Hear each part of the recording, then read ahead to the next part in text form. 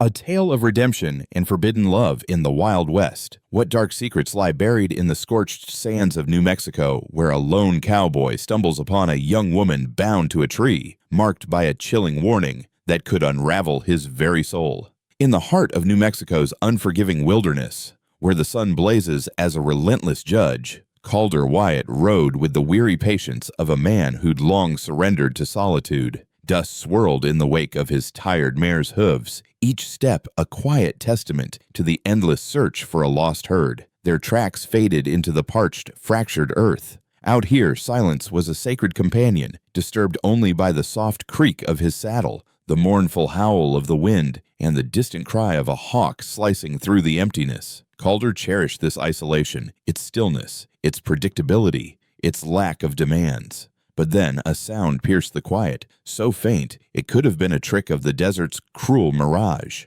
A gasp barely there, as if life itself hesitated to exist. He halted, breath catching, ears straining. There it was again, a fragile whimper, sharp and fleeting, like a thread fraying at the edge of despair. Dismounting in a swift motion, he secured his reins to a gnarled, lifeless branch and moved forward, rifle heavy on his back. Through tangled junipers and jagged boulders, he pressed on until a clearing emerged, framed by ancient cottonwoods, whispering secrets of forgotten times. And there, beneath the most weathered of them, hung a sight that stopped his heart. A young woman, her wrists bound, dangled from the tree, arms wrenched above her in cruel suspension. Her body sagged, lifeless as a shattered marionette, toes grazing the dirt below. Her sun-scorched skin was caked with dust, her raven hair a matted veil of sweat and crimson. Yet her chest shuddered with shallow breaths. She lived. Above her, a crude sign bore a vicious scrawl in blood-red paint. "White man, don't forgive." Calder recoiled, nausea clawing at his gut. What hatred carved such words? What brutality left her here, a living warning? His eyes darted to the surrounding ridges, searching for shadows, for danger. Nothing stirred save the wind rustling through brittle leaves, as if the desert itself held its breath. As if carried by a ghostly murmur, his hand drifted to the knife at his belt. "Christ," he breathed, voice rough with disbelief. "What in God's name have they done to you?" The girl barely moved, her head drooping forward, revealing the cruel, reddened welts where coarse rope had gnawed into her fragile wrists. His throat tightened as he forced down a lump of anguish. "Can you hear me, girl?" he rasped, his words scraping against the silence. No answer came, only the hollow echo of his own desperation. "I'm not here to harm you," he murmured, softer now, almost as if confessing to the wind. His boots grated against the earth as he edged closer, each step heavy with dread. Her face came into view, young, perhaps no older than 18, with a noble brow and a defiant jaw, though her cheeks were sunken, hollowed by thirst. A crust of dried blood marred her lip, a silent testament to her ordeal. Reaching up, he brushed his fingers against the rope. It was rough, woven from bitter mesquite fiber, aged and merciless. Whoever had bound her hadn't just meant to restrain, they'd intended torment. A slow, deliberate cruelty. His knife trembled in his grip as he drew it forth. That wretched sign loomed in his mind, shrieking accusations, dragging up ghosts of words left unspoken, deeds left undone. Why did it brand him with guilt? Why did it make him falter? But then she groaned a frail, piercing sound that shattered his hesitation. "Damn them all," he hissed, sliding the blade beneath the rope. "I'm not like them." With a resolute cut, the cord snapped, and she collapsed forward. He caught her just in time, her body feverish, yet weightless in his arms, as if her very spirit had been drained. Her dark eyes flickered open, wide with fear, unfocused, searching. Calder knelt in the dust, cradling her gently, and tipped water from his canteen onto a cloth, pressing it to her parched, cracked lips. "Easy now," he soothed, his voice a fragile tether. "You're safe for this fleeting moment, at least." She blinked, once, then twice, still voiceless, but her trembling hand grasped weakly at his sleeve. His gaze flicked to that cursed sign one last time, then back to her, before he shrugged off his weathered coat. As the rugged landscape stretched endlessly before them, from the previous harrowing encounter, Calder Wyatt draped his weathered coat over the trembling girl's frail shoulders. "Do you have a name?" he asked with a tenderness that felt foreign on his rough tongue. Her silence hung heavy in the air. "Well, we'll find one for you, won't we?" he whispered, almost to himself, a promise woven into the words. With a grunt of effort, he lifted her fragile frame, holding her as if she were a fragile treasure, not yet shattered by the world's cruelty. "For now, you're with me," he declared, and with that solemn vow, Calder stepped back into the wild expanse, bearing not just the girl marked by fate for a grim end, but also a burden of secrets so weighty they could drag a man to his doom. By the time the sun dipped below the horizon, casting long shadows over the unforgiving desert, Calder reached his humble ranch. It was a modest refuge, perched defiantly on the edge of a land scarred by relentless violence. A lone windmill groaned mournfully at the fence's border, while the barn slumped as if burdened by unspoken grief. The house, a simple structure of one room and a loft, bore a roof patched with rusted metal, yet it stood resolute, a testament to the stubborn integrity of its builder. Inside, Calder gently lowered the girl from his saddle, cradling her fevered body as he crossed the threshold. Her head rested against his chest, her breath shallow, rasping like brittle leaves dancing over cold stone. He placed her on the narrow cot, peeling back the coat with cautious hands. Her eyes flickered open briefly, dark, vast, and hauntingly distant, yet they fixed on him, searching. The dim lantern cast trembling shadows on the walls as he filled a metal basin with water, setting it by her feet. Grabbing a clean rag from a shelf, he knelt beside her. Her legs bore the cruel marks of struggle bruises, scrapes, an ankle swollen grotesquely, and wrists seared with rope burns like cruel signatures of captivity. "I won't hurt you," he assured, his voice a quiet anchor in the oppressive stillness, though he doubted she could respond. "Just gonna clean you up a little." He soaked the cloth in warm water, wringing it with care. Then, with a reverence he hadn't known he possessed, he lifted her right foot and eased it into the basin. Her slight flinch pierced the silence. Oh, what horrors had she endured to fear even a gentle touch? As the stillness from the previous moment lingered, he hesitated, his breath catching for a heartbeat. Then, seeing no resistance, he dipped his hands into the basin and began to cleanse the grime and blood from her battered skin. His touch was tender, almost reverent, as if he were handling a fragile relic, something holy and irreplaceable. The water swirled with shades of crimson and earth, a silent testament to her ordeal. He worked without a word, his focus unwavering, though he could feel her eyes on him, a piercing weight, like a dagger half drawn, teetering between threat and surrender. Once, her lips trembled as if a whisper might escape, but the air remained empty. "Guess you ain't one for words," he murmured, his tone soft, carrying no judgment. "That's fine by me. Silence often speaks louder than chatter on most days." He tended to one foot, then the other, with the same deliberate care. She allowed it, her stillness a quiet trust. When he finished, he bound her feet in strips of soft cloth, resting them gently atop a folded blanket. "You remind me of a river I once knew," he said, his voice low, almost lost in thought. "Dry as bone most of the year, looked lifeless until the rains came. Then it roared, fierce and deep. Locals called it Quiet Snake. Why? I never figured. Just quiet." His gaze lifted, tracing her face in the dim lamplight. Her cheekbones cut sharp like mountain edges, her lips chapped yet full, dark lashes heavy with clinging sand. So young, too young for such scars. Yet behind her eyes, something ancient dwelled, unyielding, as if pain were just a storm to endure. "I'll call you Lena," he whispered, "just for now. You've got the look of an Elena, quiet but fierce." Her slow blink offered no objection, no agreement, just the rhythm of her breath. Calder rose, hands still damp, and draped a blanket over her shoulders with careful hands before stepping back.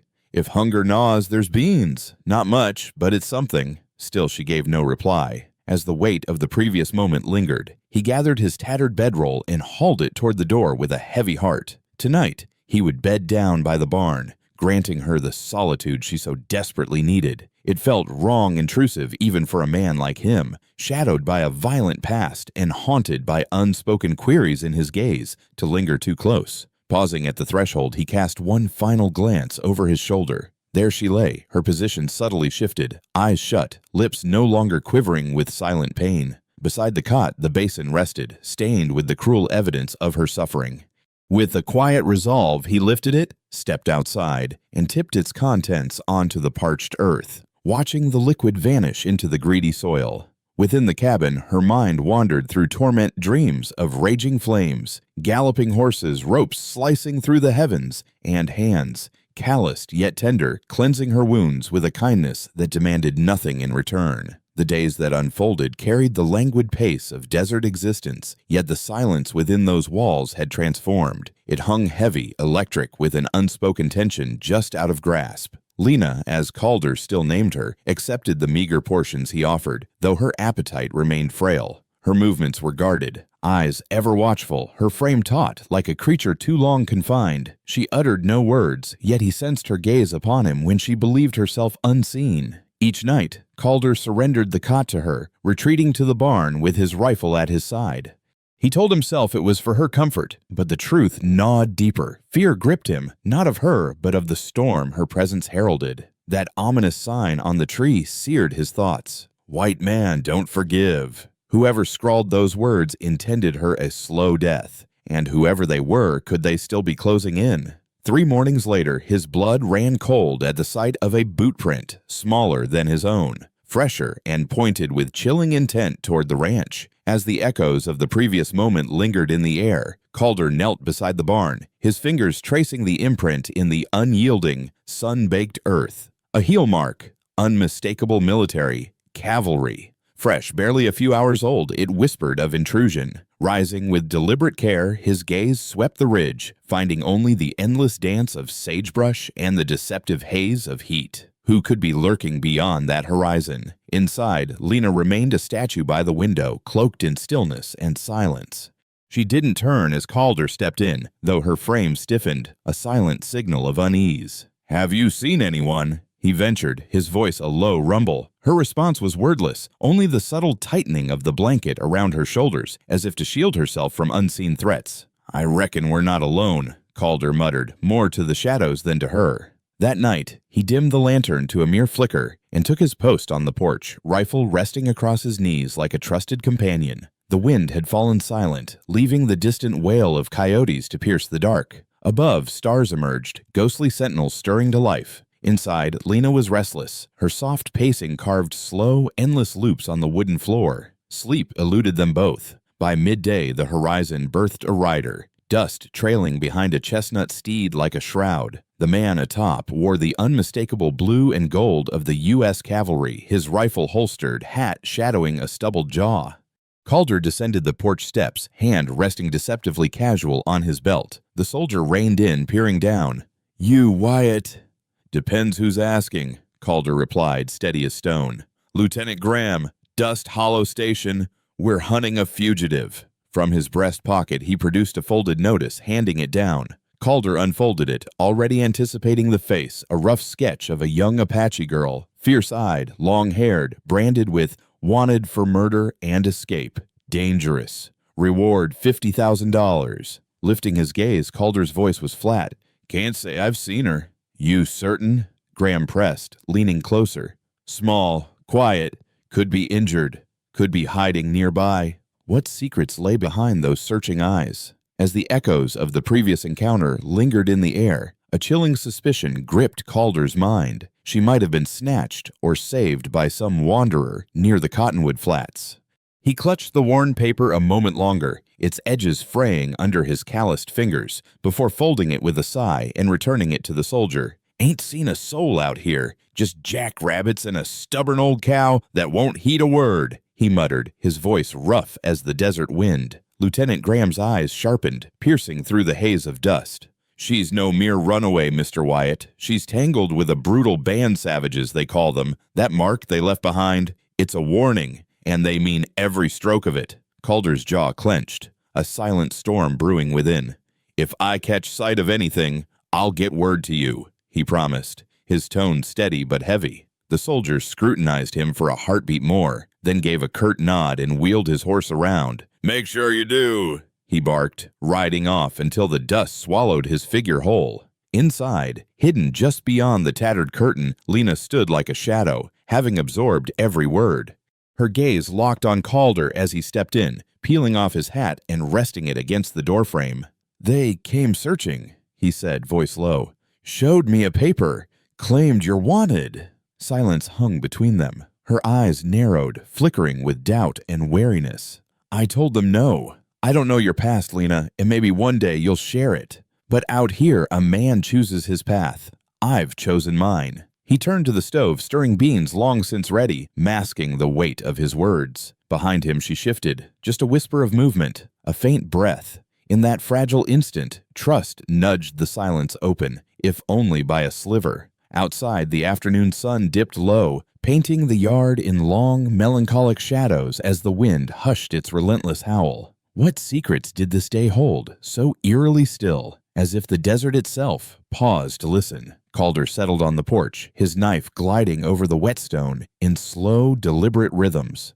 Each scrape of steel against stone reverberated softly across the empty expanse, a quiet chant to anchor his restless mind. He honed the blade with absent focus, as if the steady motion could tether his thoughts, keeping them from wandering to the enigmatic woman resting within. As the quiet of the night deepened, Calder found himself restless, unable to surrender to sleep. He paused, tilting his head, alert to a subtle sound piercing the stillness. It was the soft grind of footsteps on gravel, too delicate for a coyote, too distinct from a horse's tread, something human, achingly so. His gaze lifted, searching the darkness, and there she was. Lena standing outside, her silhouette framed by the faint moonlight. For the first time since he'd brought her to this sanctuary, she had crossed the threshold of her own accord, stepping into the world beyond her sheltered room. Her bare feet hesitated on the cool earth, as if questioning whether it could still bear her weight, her presence.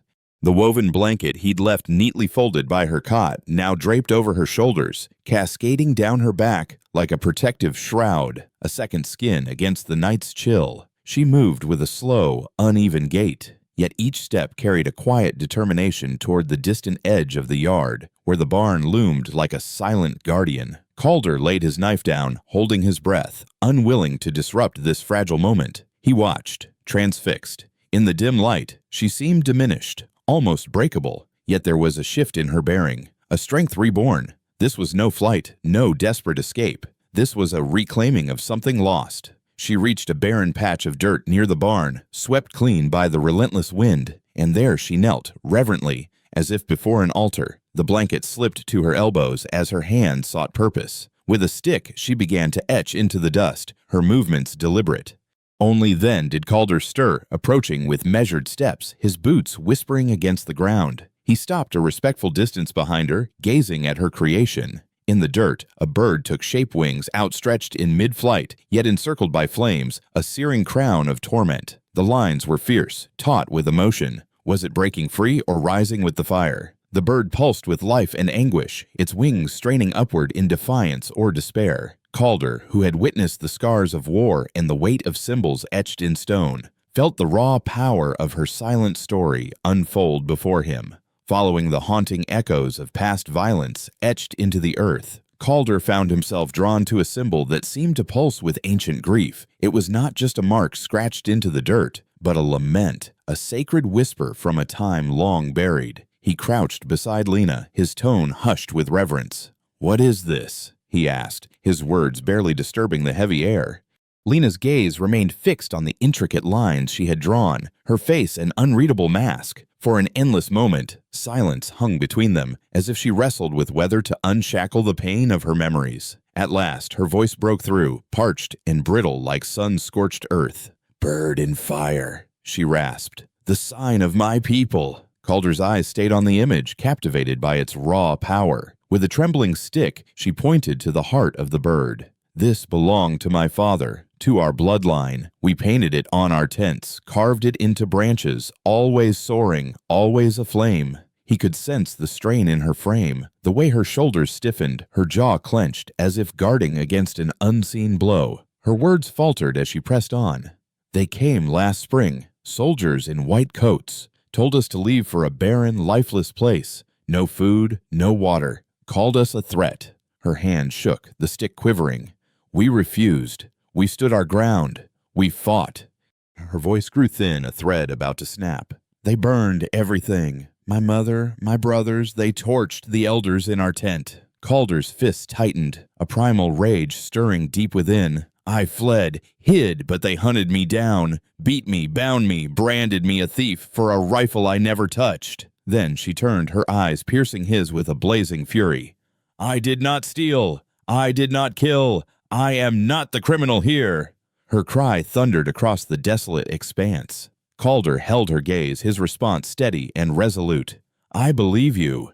She looked away, the stick slipping from her grasp, falling to the dirt like a silent surrender. Her hands dropped helplessly into her lap, trembling as if burdened by an invisible weight. Then her shoulders quivered, subtle at first, a silent storm brewing within. Soon the dam broke, and wrenching sobs tore from her chest, raw and unguarded.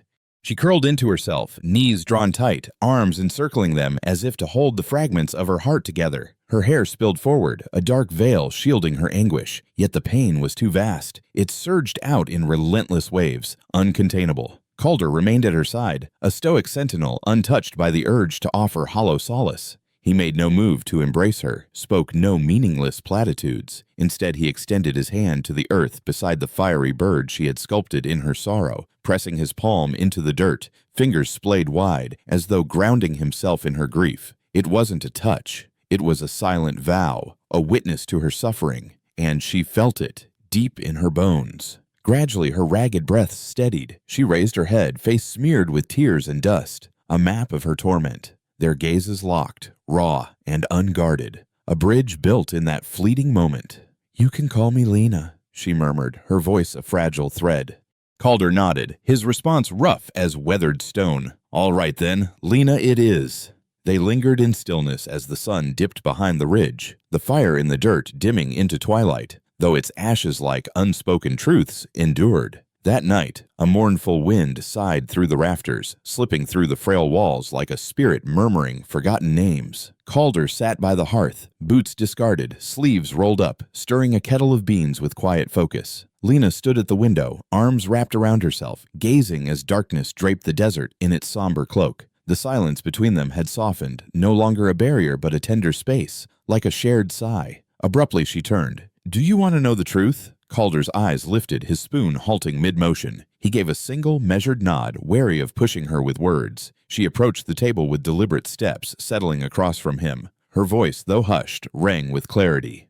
"My father was—" As the echoes of the past lingered in the air from our earlier exchange, she, a minor chief of her people, began to unravel her story. Our band was modest, a quiet community seeking harmony. We bartered with the settlers, even embraced their faith, learning of their God with curious hearts. We lived by codes, respected boundaries, yearning simply to exist in peace. Calder sat across from her, his expression a mask of stone, yet his gaze was piercing, absorbing every word. She pressed on, her voice trembling with the weight of memory. Just one full winter passed, tragedy struck. A white woman was discovered lifeless near our sacred hunting grounds, her throat slashed in a brutal act. Her husband pointed accusatory fingers at us, though truth whispered otherwise. Her hands gripped the table's edge, knuckles whitening. It was not our doing she perished at his cruel hands. Everyone knew, yet the blame fell upon us like a merciless storm. Her eyes sought Calder's, raw with unspoken pain.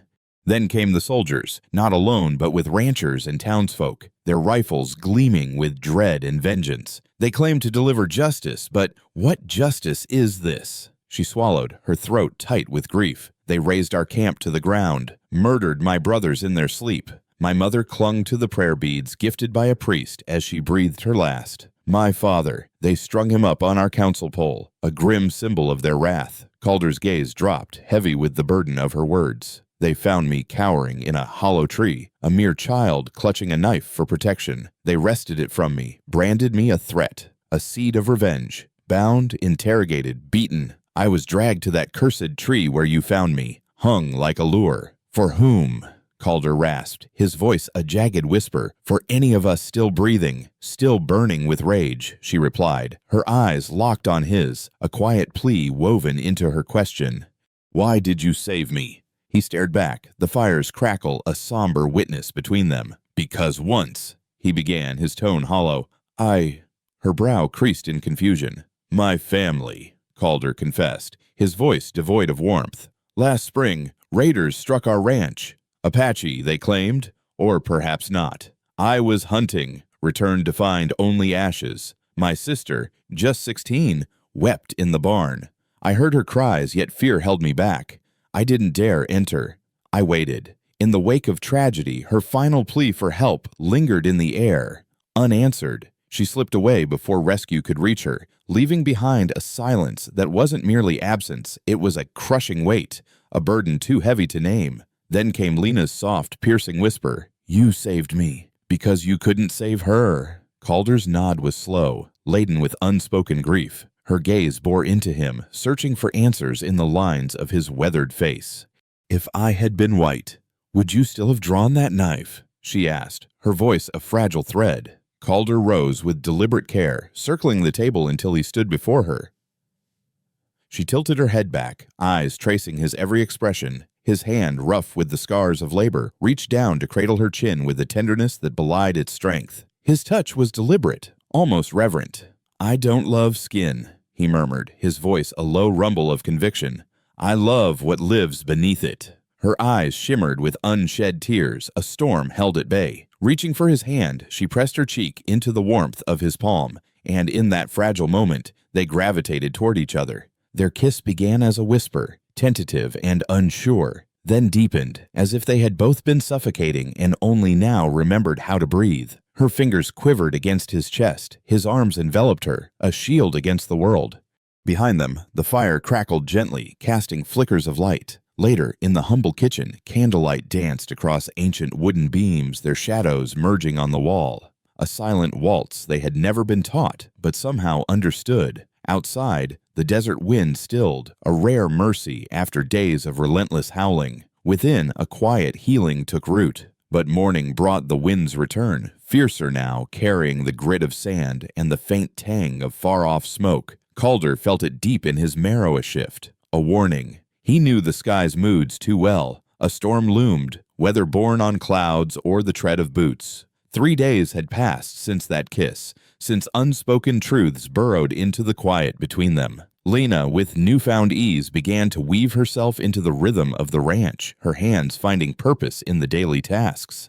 As the morning unfolded from the tense quiet of the previous day, she busied herself with the mundane feeding the animals, sweeping the worn barn floor, even letting out a fleeting, soft chuckle when Calder grumbled at the obstinate mule that turned its nose up at breakfast. Yet, beneath the routine, a fragile thread of unease lingered. By midday, a plume of dust billowed on the eastern horizon, a silent herald of trouble. Calder took his place by the fence, his jaw set like stone, the rifle propped against the porch as a quiet warning. 3 riders emerged from the haze, local men clad in weathered canvas coats and battered hats, their rifles slung across their backs with casual menace. Their leader, a man with a tin badge pinned to his chest, more a symbol of bravado than authority, dismounted with purpose. "Wyatt," he barked, his voice cutting through the stillness.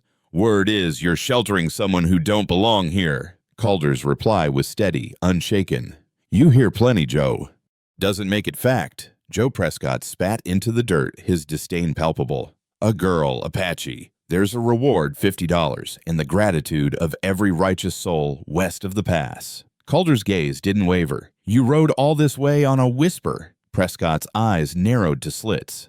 "We'll just take a look inside to be sure." Stepping down from the porch with deliberate calm, Calder countered, "Got a warrant?" A sneer curled Prescott's lip. "This ain't no courtroom, Wyatt." The other 2 shifted in their saddles, hands hovering near their guns, the air crackling with unspoken threats. "I'm the only soul here," Calder said, his voice a quiet fortress. "No girl, just ghosts and goats." Prescott stared, unyielding, before giving a curt nod. "Lie to us and you'll burn with her." They rode off without searching, but their warning lingered like a storm on the horizon. They'd return with more men and darker intent.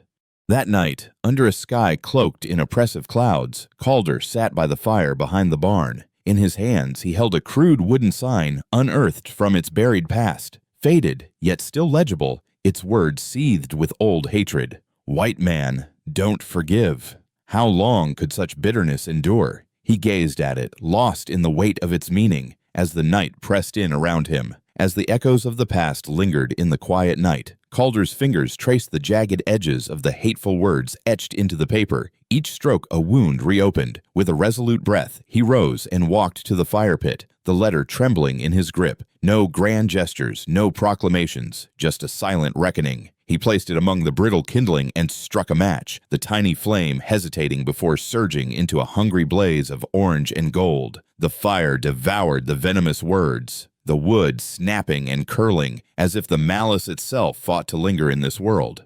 Footsteps crunched softly behind him. Lena. She stood there, draped in one of his old coats, the fabric swallowing her slight frame, sleeves clumsily rolled up. She joined him by the fire, her gaze fixed on the flickering light, saying nothing. Yet her nearness spoke volumes, a quiet strength weaving through the smoky air. In her eyes, the flames mirrored a haunting blend of sorrow and liberation. Could it be that she, too, felt the chains of the past loosening? Calder's voice broke the stillness, low and raw. "I should have burned it long ago." She didn't reply, but edged closer, her shoulder brushing his, a fragile tether in the dark. Her hands clutched the coat tighter, fingers twisting into the worn cloth.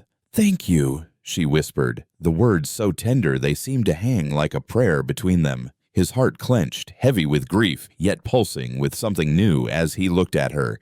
The fire dwindled to embers, glowing faintly. Above, the wind softened to a whisper, and for the first time since he'd freed her from that cursed tree, no trace of the cruel words remained, just heat, smoke, and the unspoken bond they'd forged in its place. Dawn crept in, windless and eerily still, the air around the ranch taut with unseen eyes. Calder rose early, packing dry biscuits, jerky, and a canteen of water into the saddlebag. Smoke lingered on the horizon, too deliberate for a mere campfire. Word had traveled. Time had slipped through their fingers. By the fence line, Lena waited, her hair neatly braided back, still wrapped in that same weathered coat, a silent sentinel against the gathering storm. As the tension of their whispered plans lingered from the fading day, her serene face belied the storm of uncertainty swirling in her gaze. Calder, with a resolute tug, secured the last strap of his pack. "We must leave now," he urged, his voice a low rumble of urgency. "Tonight," she acknowledged with a nod, her understanding unspoken yet profound. "There's a place south of here, beyond the border." He pressed on, his words painting a distant hope. "They say, the Apaches still roam untamed in the Sierra Madres, untouched by soldiers, far from the reach of civilization." He hesitated, the weight of their journey settling in.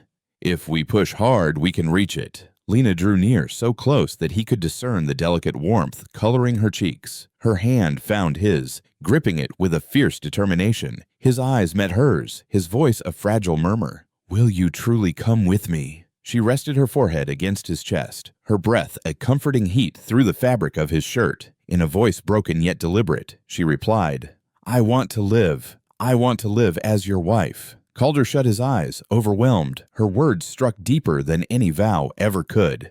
He pressed a tender kiss to her hair, inhaling her scent as if it were his lifeline to the earth. By dusk, they were prepared. 2 horses stood ready, the ranch abandoned in silence. No farewell, no lingering trace, just a door left ajar. A home now a mere echo of the past. They rode into the desert under a canopy of stars, moonlight casting silver ribbons across the rugged terrain. Lena rode with unwavering focus, her posture confident, her trust absolute. She didn't question the unknown ahead. She simply followed. 10 miles from the border, the landscape unfurled into sparse scrub and jagged cliffs. Calder's eyes darted across the horizon, every shadow a lurking menace. His stomach knotted with dread. Then a deafening shot shattered the stillness, reverberating across the vast plain. Calder lurched in his saddle, a gasp escaping him before he tumbled sideways, crashing into the unforgiving dirt. "Calder!" Lena's cry pierced the night as she vaulted from her horse, desperation driving her to his side. He gripped his side, crimson already seeping through his fingers, staining the earth beneath him. As the echoes of danger lingered from their harrowing escape, Calder's voice broke through the tense air, rough and urgent. "Keep pushing," he urged, his words scraping against his throat. Lena shook her head, defiance in her eyes. "No, I won't leave you." A bullet sliced through the darkness, shattering against the rock at their backs. From the jagged ridge above, 2 silhouettes emerged. Hunters, rifles poised with deadly intent. Calder groaned, summoning strength from some hidden reserve as he dragged himself upright. "We can't stay here," he warned, his voice a low rumble of desperation. Lena slid her arm beneath his shoulder, straining to bear his weight. "Trust me," he growled through clenched teeth. "I'm not giving up." With raw determination, they staggered toward a cluster of rocks, bullets tearing through the night like vicious whispers. Calder's boots scraped the earth, each step a battle, his breath ragged and wet, his sight dimming at the edges. Yet, by some miracle, they stumbled into a narrow crevice between towering cliffs, a secret passage. Lena, half dragging, half supporting him, pressed Calder against the cold stone wall, her own lungs burning with effort. The gunfire grew distant. The pursuers hesitated to navigate the treacherous terrain, unwilling to sacrifice their advantage. In the shadowed sanctuary of the pass, Calder sank to his knees, crimson droplets staining the dust below. He gazed up at Lena, pain mingled with awe in his eyes. "You said you'd be my wife," he murmured, a faint smile braving the agony. Kneeling beside him, she cradled his face tenderly. "I meant every word." His lips twitched upward. "Then we'd better survive this." She nodded, and in that moment, Lena whispered a prayer not to the deities of her past, but to the primal forces of fire, wind, and endurance. Love, in this unforgiving land, was a daring wager, and tonight, they staked it all. Nearby, the tent flaps stirred softly in the river's gentle breath, moonlight weaving through the seams like delicate silver veins. Outside, crickets hummed a quiet lullaby, and the stream murmured over smooth stones. Within, Calder rested on a makeshift bed of folded blankets, his breathing steady now, a sign of hard-won recovery. The fever had broken, the darkest hours had passed. Lena sat close, a basin of cool water beside her, tenderly wiping the lingering traces of battle from his skin. How could fate be so cruel, yet so merciful, to bind their hearts in such a crucible? As the echoes of their shared struggles lingered from moments before, Calder gazed at her through heavy-lidded eyes, a faint smirk playing on his lips. "Do you always order your patients around like this?" he teased in a hushed tone, his voice a tender rasp. She arched a brow, her smile soft yet playful. "Only the ones too hard-headed to give up on life," she countered. His chuckle broke the quiet, though it quickly turned to a wince as pain flared from the stitches along his side. With a gentle shush, she pressed her hand to his chest, steadying him, her touch a silent promise of care. A profound stillness wrapped around them, not strained, but rich with unspoken understanding. Then, as the wind whispered mournfully outside, Calder's voice emerged again, softer, laced with vulnerability. "Tell me something real," he urged, a raw edge to his plea. "What's your true name?" Lena hesitated, her gaze dropping. Slowly she took his hand, guiding it to rest over her heart. "Ayana," she revealed, her voice a quiet gift. "It means peaceful river. My father chose it for me." Calder's eyes drifted shut for a heartbeat, as if absorbing her name like a sacred chant. When they opened, a weary warmth glowed within them. "Ayana," he echoed, savoring each syllable. "You're the only serenity I've ever touched." This time, no tears fell from her eyes. She simply gripped his hand tighter, anchoring them both. Months slipped by like the gentle current of a stream. On the southern fringe of the territory, where borders faded into mosquito-laden groves and arid breezes carried hints of sage and timber, a modest lodge of pine and hide nestled by a river's curve. Surrounded by murmuring reeds and vibrant wildflowers, it stood as a quiet testament to resilience. Beneath its shaded overhang, Ayana Salvatierra sat cross-legged, her fingers deftly stitching a delicate white shirt. Her belly, now softly rounded beneath a woven sash, spoke of new life. Humming a tender melody, she guided the needle through cotton with unwavering calm. Beyond the small garden, Calder worked with a young Mustang, his low, steady commands blending patience with strength. Every so often, his eyes drifted back to the lodge, seeking her, his peace, his home. How could one soul hold so much of another's world? As the fading light draped the world in a golden veil, Calder caught glimpses of Ayana's silhouette through the delicate curtain, and each time, a tender smile curved his lips. Within their humble abode, the walls held no grand trophies or ornate portraits, only clusters of dried herbs, a pair of weathered books, and a small, unfinished child's blanket, a silent promise of what was to come. Ayana glided through the space as if she were its very soul, her presence a gentle anchor, radiating a serene, unspoken vitality. One tranquil evening, she wandered down the familiar path to the river, a ritual etched into her days. The water moved with a patient, unhurried grace, mirroring the calm she carried within. Slipping off her shoes, she stepped into the cool shallows, letting the river's tender caress brush against her skin. Her hands rested gently on her belly as she murmured, "My little one, your father didn't merely forgive, he loved with a fierceness that kept every vow." Behind her, the soft tread of footsteps rustled the grass. Calder joined her side, their fingers weaving together in a silent bond. Under the deepening twilight, they stood as one, gazing at the river's endless journey, while stars timidly pierced the sky. Who could have foreseen that two wounded, hunted hearts would forge such a sanctuary? In a world marred by pain and tempest, they had nurtured a fragile haven where love had stubbornly taken root, not the kind immortalized in grand tales, but the enduring, quiet kind that withstands all. As the river flowed on, serene and steadfast, it echoed her name, their shared life, and the profound sense of home they had finally claimed. Oh, can you feel the ache and beauty of such a bond? If this story has stirred your soul, if it whispers of love blooming even in the harshest of wildernesses, then linger here with us. I pour my heart into crafting these narratives for you, and I'm deeply grateful for every moment you've spent immersed in this journey. Please leave a comment with your thoughts. Like this video, share it with kindred spirits, and subscribe to our channel for more stories of forbidden passion, unspoken courage, and timeless love from the wild, untamed West. Let every tale linger in your heart. Join us now, and never miss a single beat of these unforgettable romances.